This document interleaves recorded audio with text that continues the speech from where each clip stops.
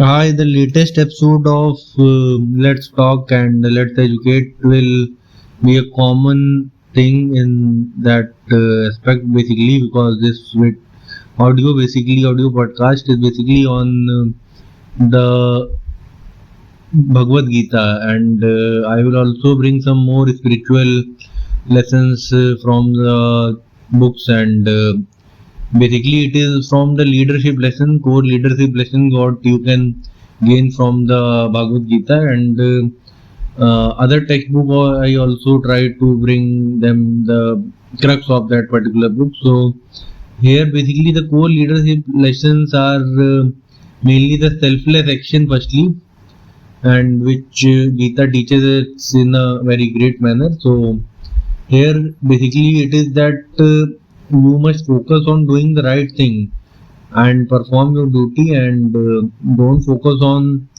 the other thing than this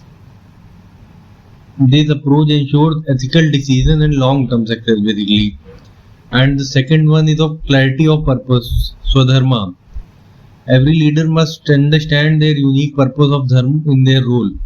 The Gita emphasizes the importance of aligning one's action with a higher purpose, and higher purpose will always lead you to a great position. In leadership, this translates to having a clear vision and mission, ensuring that every decision moves the team towards the collective goal.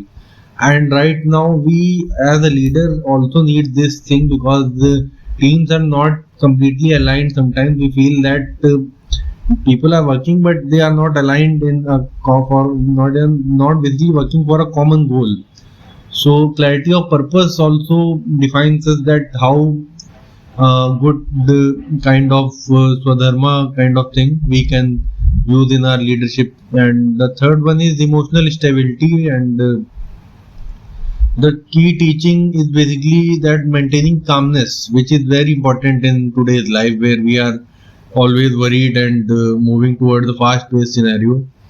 Mental balance is also important in all situations, and we are losing this particular thing, and this also tells us about the EQ quotient of ourself, which is basically emotional quotient, and which is also important in today's world because sometimes we lack emotional stability in life, and it is the reason why we should not basically perform good in whatever we are doing. Either we are teaching, either we are working in a company as a corporate employee, or we are even still studying. So all these things are sometimes make us emotionally unstable basically. So we have to focus on emotional stability also. And the next one is the leading by example, yatharth karma, which is known as that a leader should always lead by example. A leader's actions speak louder than words. Demonstrating integrity, discipline, and accountability creates a culture of respect and inspire others to follow suit. So whenever you do this, basically it will also make you a great kind of leader because you are leading with your whatever you are doing. So when your actions speak louder, then the whole thing will change. Now the best principle is that detachment from ego. Ahankar is also something which we all have, and egoistic personalities always face challenges in life, and if we control our egoistic nature, then the damages which are happening in our day-to-day life will surely not become something very dangerous for us. So, effective leadership requires humility and the ability to recognize that no one is infallible. This detachment fosters collaboration, openness to new ideas, and the ability to learn from others. So, all these things are missing in the today's corporate sectors, and wherever we are working, our text, our religious text, our spiritual text are giving a lot of knowledge to us, but basically we are not following it correctly. That's why the whole system is getting disturbed kind of things are happening in the whole scenario of either in politics or in corporate sector or in teaching sector or any kind of sector you see either in India or abroad. There are people who are frustrated, who are depressed, and who are not aligned with their particular self and other things are also challenging, creating challenge for them.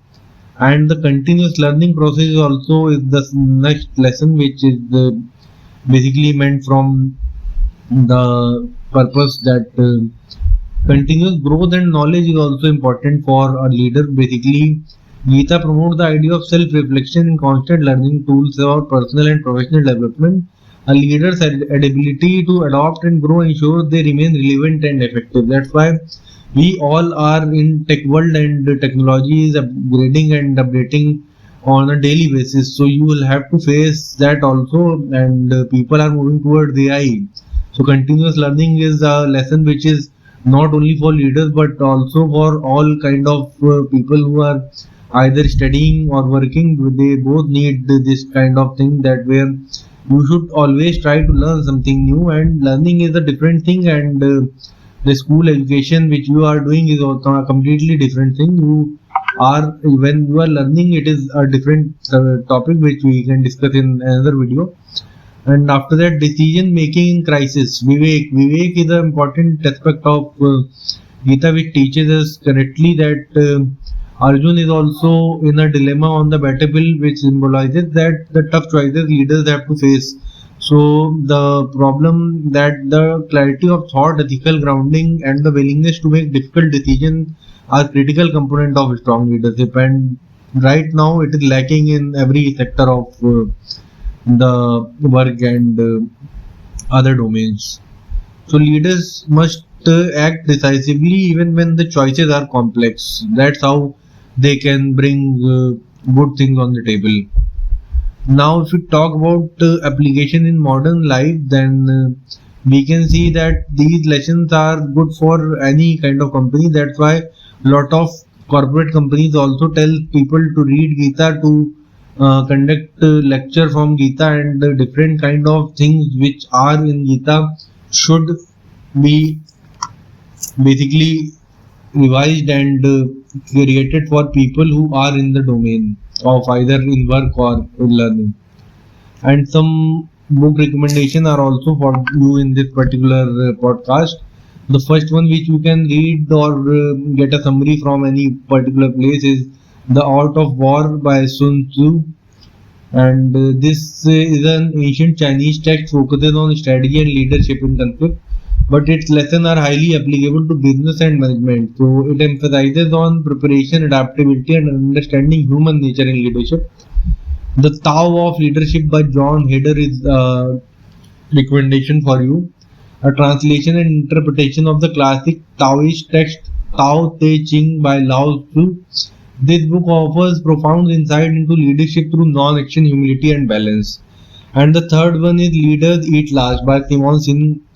This modern day book focuses on servant leadership, where leaders prioritize the well-being and growth of their team members, which is also lacking in the current corporate environment, because no one is caring about the team members. They are basically not the type of asset for the company or for the people. You can see in private companies, we can see how badly people are treated and how rudely they are basically removed from the organization, and on a bulk level. So this book is also a good thing which you can read or keep in your reading list. And now The Servant, a simple story about the true essence of leadership by James C. Hunter, is also a different book which you can read. This book presents the idea that leadership is not about commanding but about serving others, which echoes the Gita's message of performing duties without attachment to the outcome.